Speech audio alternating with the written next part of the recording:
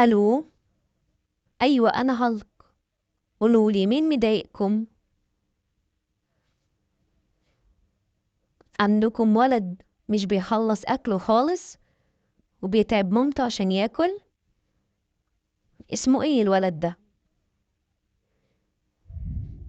امم هو مش عارف ان الاكل ده هو اللي هيكبره ويخليه قوي ويبقى شجاع زي هالك ويقدر يساعد ماما ويعمل لها الحاجات الكبيرة اللي هي مش بتقدر تعملها. ايوه طبعا، ده اللي هيخليه قوي وعنده عضلات ويقدر يساعد كل الناس. خلاص هيخلص الاكل بتاعه كله. تمام، لو مخلصت الاكل بتاعه كلموني وانا اجي اكله اكله كله بنفسي. خلاص، وانا بكره هتصل اشوفه خلص اكله ولا لا. مع السلامة.